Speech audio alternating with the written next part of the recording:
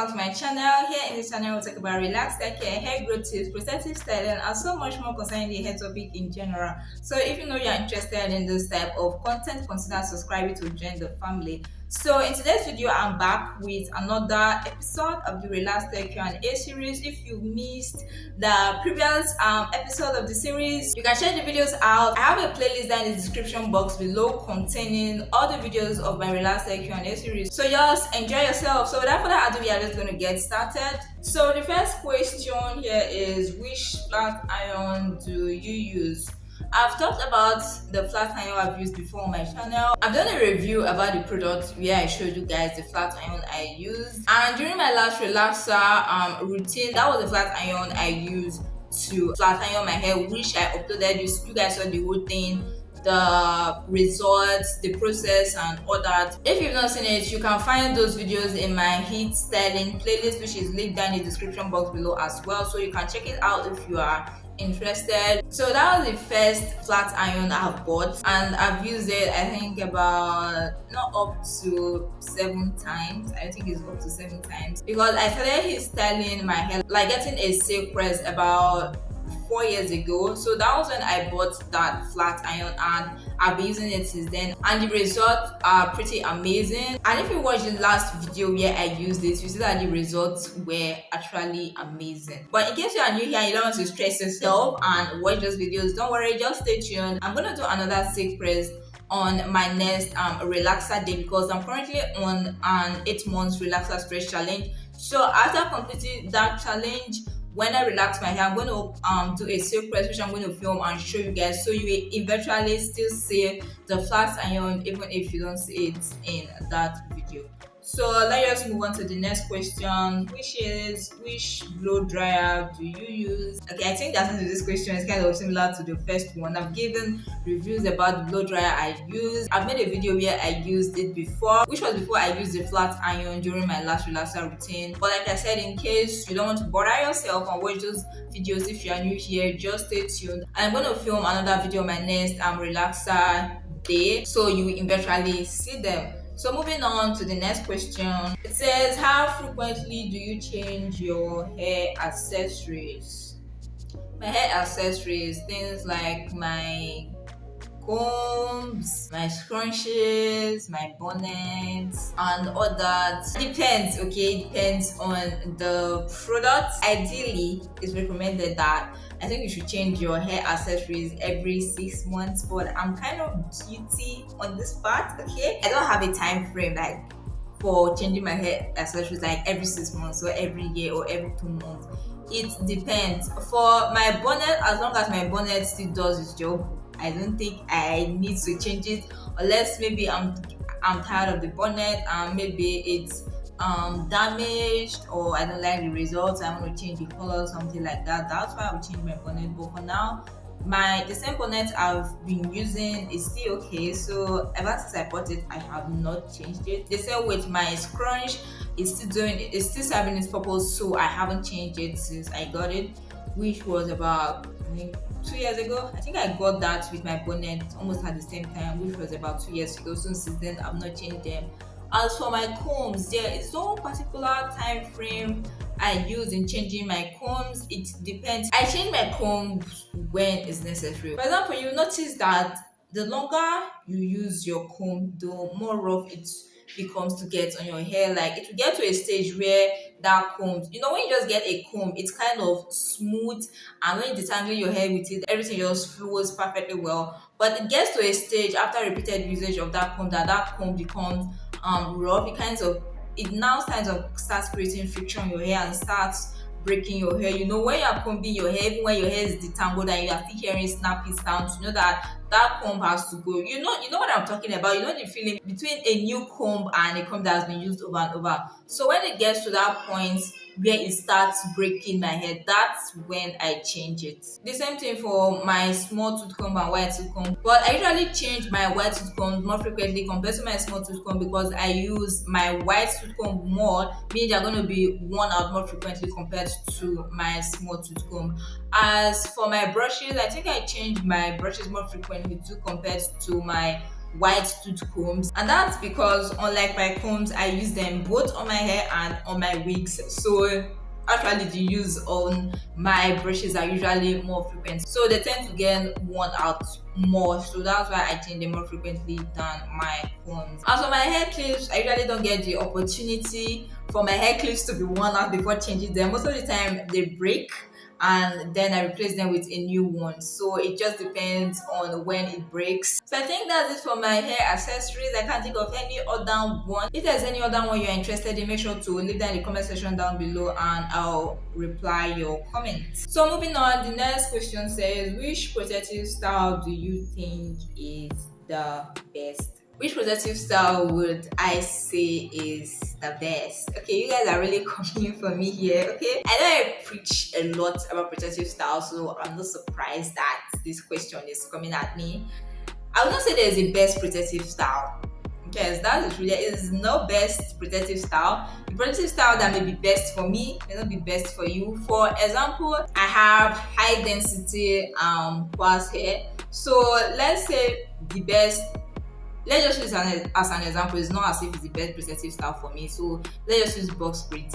Let's say the best protective style for me is box braids with extensions, and because it's the best protective style for me, you decide to use it on your hair even when you have fine and low density hair. Your hair may not take it very well because your hair density is lower than mine, so if you use extensions you may actually get traction, alopecia and hair loss. So for you, the best form of braids may just be single braids with your hair alone without extensions. So overall, there is no best protective style. It just depends on your hair type, on what has been working for you.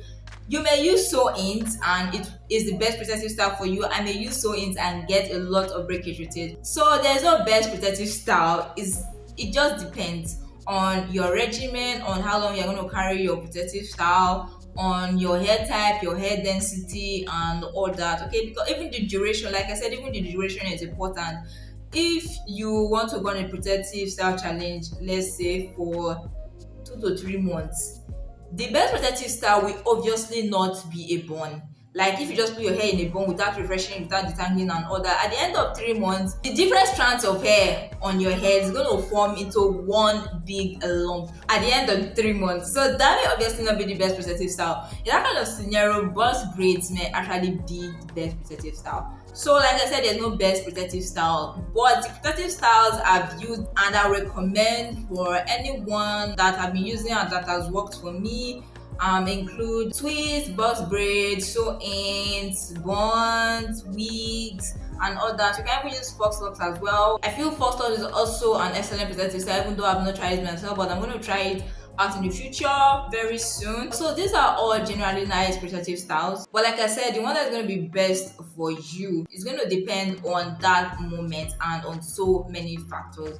So that's it. I hope I was able to answer your question. So the next question says, what is your current hair length? I did a length check last year, which I uploaded on this channel. I think last year around August or September. So as at my last length check, I was at hip length, and it kind of looked funny because when I say I am at hip length and people see my hair, they are like, did you get a trim? What happened? No guys, I didn't get a trim. I don't know how many times I'll have to say it, but even though I'm relaxed, my hair gets a lot of shrinkage, okay? I don't know the current length of my hair right now because I've been on relaxer stretch and the protective style challenge for about 7 months now, so I can't say the current length of my hair right now because like I said, my hair gets a lot of shrinkage. So the only time I do a length check is when I'm freshly relaxed and when I get a silk press. So that was when my last length check was last year, but that was when I got a relaxer and a silk press. So I get a lot of shrinkage, especially at my roots and at my ends. Even with the braids itself, the braids get shrinkage too, okay? Because this is how my braids are looking right now. But you see that when I stretch them out, they kind of get longer. Like, let me just show you how this side looks like now compared to this side. So guys, you can see that my hair gets a lot of shrinkage. So for my current length, I'll say hip length because that was my length as at my last length check. But I'm gonna do another length check very soon after my relaxer routine, which is coming up in a couple of weeks. So make sure to stay tuned for that so that you see my next length. And like I said, I'm currently on the Profectiv and relaxer stretch challenge, and the purpose of those challenges is to get me from hip length to tailbone length. So let's hope and I pray that with my next length check I'll be at tailbone length. Okay, so for now I am at hip length. So the next question says, did you get a trim recently? No, guys, I didn't get the trim recently, and I think this is also related to the last point which I made. Because when I say I am at hip length, or people that watched my length check video and saw me at hip length start asking if I got a trim. No, guys, I didn't get a trim, and I've said it before. My hair is like this because it gets a lot of shrinkage. I thought I was the only one. Only I started seeing comments on my previous videos about relaxed hair sisters like me who also have the same problems and issues. So it's not as if it's a rare phenomenon. So whether relaxed or natural, your hair can get shrinkage. Okay. I think one of the reasons that attributes to this is the fact that I think a lot of texture in my hair.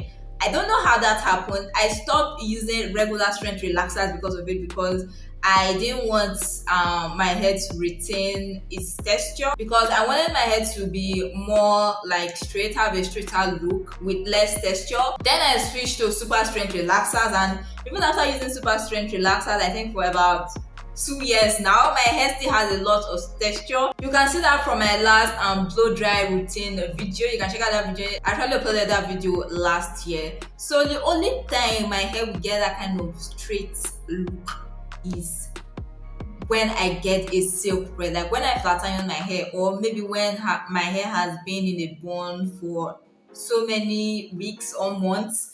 That is the only time my hair kind of feels straight. But other than that, my hair retains a lot of its texture. I don't know if this is supposed to be a good thing or if it's supposed to be annoying. But anyway, I don't feel bad about it as long as I get my hair goes, no probes. So there are so many other questions here as usual, which I'm going to talk about in the next episode of my Relax Take Q&A series. So if you have any more questions, make sure to leave it in the comment section down below, and I'll make sure to include it in my next Q&A. So yeah, guys, if you watched this video this far, don't forget to give it a big thumbs up, subscribe to this channel, and turn on the post notification bell so that you be the first to get notified whenever I upload a new video. So yeah, guys, thank you so much for watching, and see you in my next video. Bye.